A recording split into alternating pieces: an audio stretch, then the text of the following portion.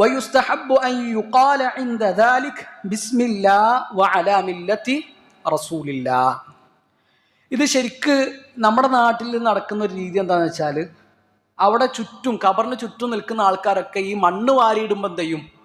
ബിസ്മില്ലാഹ് അലാ മില്ലത്തി റസൂലില്ലാഹ് എന്ന് പ്രാർത്ഥിക്കുന്നത് നമുക്ക് കാണാൻ പറ്റും. എന്നാൽ ഈ ബിസ്മില്ലാഹ് അലാ മില്ലത്തി റസൂലില്ലാഹ് എന്ന് പറയേണ്ടത് ആരാണ്? അഹ്സൻത്, ഇറക്കി വെക്കുന്നവരാണ് പറയേണ്ടത്. ആ ഖബറിലേക്ക് ആരാണോ മയ്യിത്ത് ഇറക്കി വെക്കുന്നത് അവരാണ് എന്ത് പറയേണ്ടത്? ബിസ്മില്ലാഹ് അലാ മില്ലത്തി റസൂലില്ലാഹ് എന്ന് പറയേണ്ടത്. വേറൊരു രൂപം കൂടി വന്നിട്ടുണ്ട്. ഏതാണത്?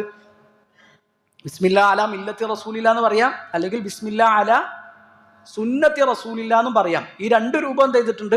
അള്ളാഹുവിന്റെ റസൂൽ സല്ലല്ലാഹു അലൈഹി വസല്ലമയിൽ നിന്ന് സ്ഥിരപ്പെട്ടു വന്നിട്ടുണ്ട്. ഇത് പറയേണ്ടത് ആ ചുറ്റും കൂടി നിൽക്കുന്ന എല്ലാ ആൾക്കാരും അല്ല. ആരാണോ ആ മയ്യിത്ത് ഖബറിലേക്ക് ഇറക്കി വെക്കുന്നത് അവരാണ് അത് പറയേണ്ടത്. മണ്ണ് വാരിയിടുമ്പോൾ എന്ത് ചെയ്യേണ്ട ആവശ്യമില്ല, പ്രത്യേകിച്ചൊന്നും പറയേണ്ട കാര്യമില്ല.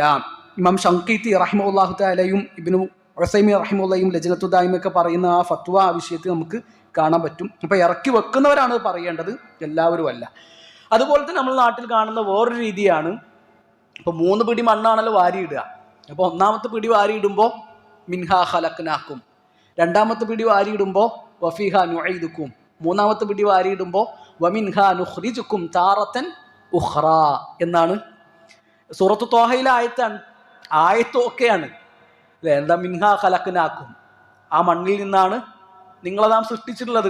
വഫീഹാ നുഈദുക്കും, ആ മണ്ണിലേക്ക് തന്നെ നാം നിങ്ങളെ മടക്കും. വമിൻഹാ നുഖ്രിജുക്കും താറത്തൻ ഉഖ്റാ, പിന്നെ ആ മണ്ണിൽ നിന്ന് ഒരിക്കൽ കൂടി നിങ്ങളെ നാം പുറത്തു കൊണ്ടുവരും. ആയത്ത് സംഭവം ഒക്കെയാണ്, ആശയമൊക്കെ ആ സമയത്തിന് യോജിച്ച ആശയം കാര്യങ്ങളൊക്കെയാണ്. പക്ഷെ അങ്ങനത്തെ ഒരു സംഗതി എന്ത് ചെയ്തിട്ടില്ല? അള്ളാഹുവിന്റെ റസൂൽ സല്ലല്ലാഹു അലൈഹി വസല്ലം നമുക്ക് കാണിച്ചു തന്നിട്ടില്ല. നബിയുടെ മകൾ ഉമ്മു കുൽസൂം റളിയല്ലാഹു അൻഹ മരിച്ച സമയത്ത് നബി ഇങ്ങനെ 3 തവണ മണ്ണ് വാരിയിടുമ്പോൾ പ്രാർത്ഥിച്ചു, അല്ലെങ്കിൽ ഈ ആയത്ത് ഓതി എന്നൊക്കെ വന്നിട്ടുണ്ട്. പക്ഷെ അതെന്തല്ല, സ്വീകാര്യയോഗ്യമായ റിപ്പോർട്ടല്ല. അപ്പൊ അത് ബിദ്അത്താണ്, ഒഴിവാക്കേണ്ട സംഗതിയാണ്.